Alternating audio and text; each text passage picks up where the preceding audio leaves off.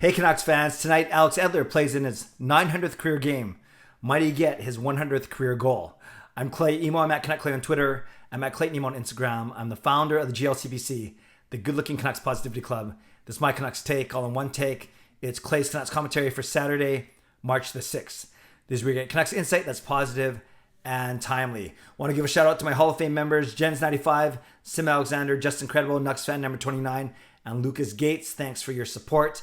And thanks to the support of members from all three levels. Your names are listed in the video description. If you want to join the CCC Crew as a member of this channel, click the join button underneath this video or any of my videos, or on the memberships tab on my YouTube channel. Okay, today it's a 4 p.m. start, so don't get thrown off. It's 4 p.m. start. That means my live stream will be at 7 p.m. and it's the Canucks hosting the Toronto Maple Leafs. My dear friend and collab partner Marie Huey will be singing the anthems for the fourth time this season. I can't remember what her record is, but I know she at least has one win because I was at that game with her when the Canucks beat the Ottawa Senators. So we know with Marie singing that it's going to get off to a good start. So yeah, I don't expect any changes in the Canucks lineup from their 3-1 victory over Toronto on Thursday night. Of course, the biggest news in that lineup was the fact that Elias Pettersson was not playing. We found out later from Jim Benning, which I'll get to in a second, that it was an upper body injury that he suffered earlier in the week. So he's going to miss. It sounds like he's going to miss tonight as well. So that means if they go with the same lineup, which I expect they will, given that they played a really good game on Thursday night, you'll have Miller on the center in the first line between Besser and Hoglander. Then you have a second line of Horvat with Pearson and Virtanen. A third line that has Sutter playing with, it was Mark Michaelis. It was Sutter, Michaelis, and Adam Gaudette. And then a fourth line of Beagle, Roussel, and Harlock. Maybe Zach McEwen comes in for Harlock, but I think that would be the only change you could potentially see up front, but I don't know that to be true for sure. Then on the blue line, the same top six that we had for the last few games: Hughes, Hamonic, Edler, Schmidt, and Ben and Myers. That means Levy is not going to be playing. That means Sheffield's not going to be playing. And then there's got to be an extra forward. Like I said, it would be Harlock or McEwen. One of those guys will play, and one of those guys will sit.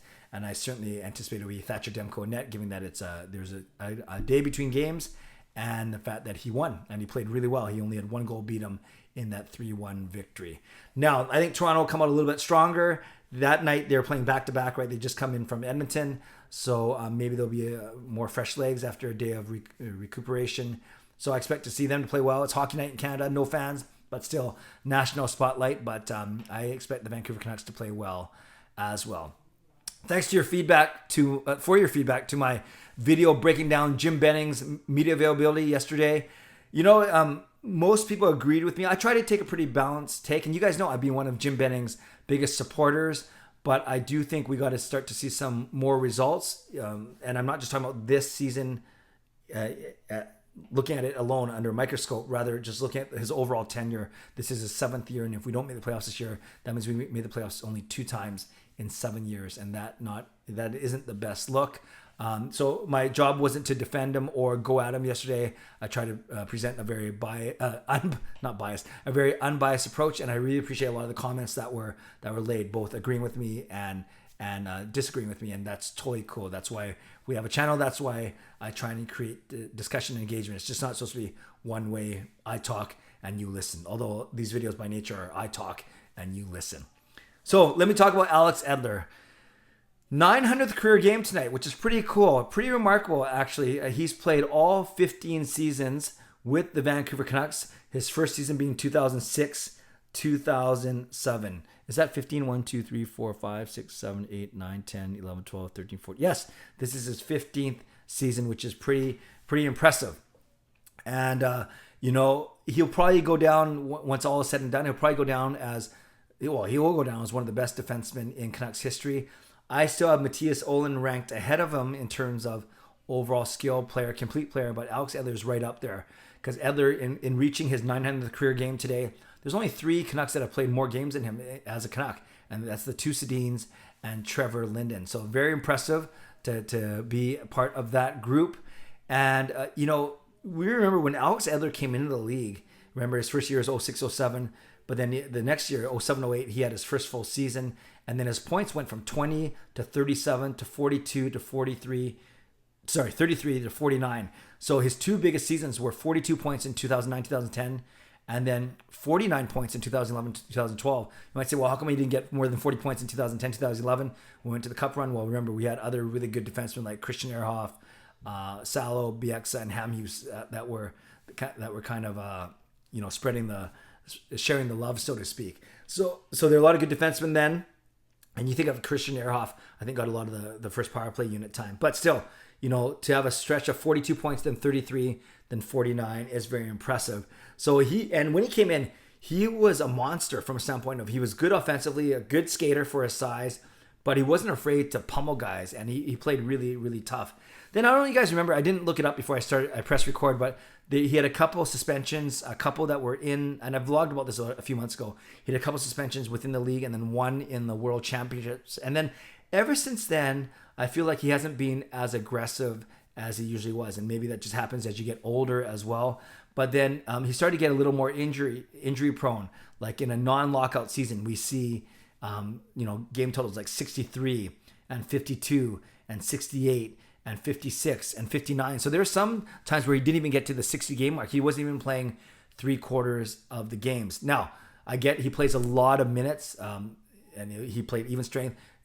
One of our top penalty killing defensemen along with Tanev for so many years. So I get that he logged a lot of minutes. He blocked a lot of shots, took a lot of abuse in front of the net. He's been a warrior for the 15 years that he's been with us. Yes, his foot speed has slowed down considerably. That's why he's been taking a lot of penalties in the past 3 or 4. Actually, yeah, in the past 3 or 4 years. But he's always, he's never been the cleanest player ever. He's not been afraid to be aggressive, like I talked about. But in the last 3 or 4 years, it's because of his foot speed as opposed to being aggressive. So a lot of hooking penalties you'll see, or a lot of tripping or holding penalties you'll see as well. But overall, Alex Edler has been so good, and now he's sitting at 899 games. He's sitting at 99 career goals and 307 assists. So yes, people ask me, do I think he's going to get his 100th goal? It'll be neat if he got it tonight in his 900th game, and it'll be neat whenever he gets it because it means another goal from another defenseman. I'm not holding my breath though. We've won 26 games already, and he hasn't notched a goal yet this season. But he got 5 last year, so you expect him to get at least 1 this year. I just don't know if it's going to happen tonight. Now, I think the biggest thing to talk about is his future. And this is where I want to tie it into to Jim Benning as well. We know that the Canucks have all these UFAs on the books. We know that Edler's a UFA at the end of the season, Tanner Pearson, Brandon Sutter, Jordy Ben, Travis Hamonic, to name a few. And the Canucks are likely wanting to move on from all of them, but most of them have some sort of no movement or no trade, or modified no movement or no trade. But in terms of Alex Edler, I think his is a full no movement. So yes, he can be exposed for the expansion draft. I don't think Seattle's going to take him.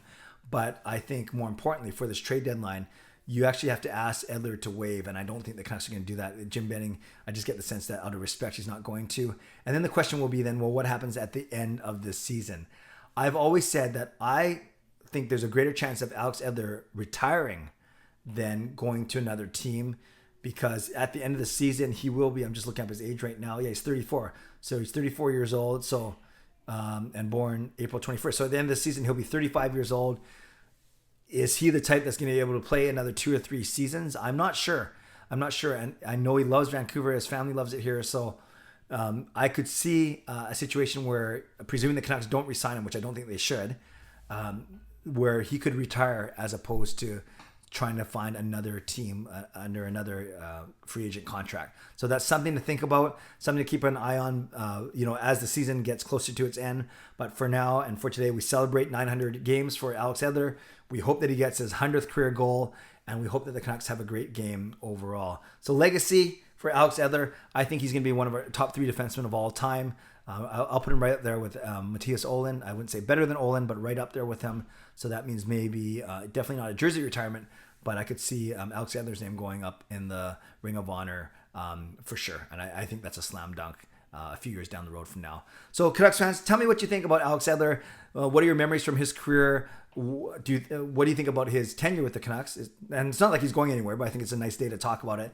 And maybe more importantly and more pressing, what do you think his future holds if we're not going to move at the trade deadline? Do you see A, the Canucks re-signing him, B, another team signing him, or C, him retiring? And that's what I'm leaning towards, is him likely retiring. Leave a comment below. I love to read, react, and reply as always. Tell me about Edler. Give me your score prediction. I'm going with 4-2. Vancouver Canucks almost had it, 3-1, well, so 1 goal off on each. But I'm going with 4-2 Vancouver until they actually win 4-2.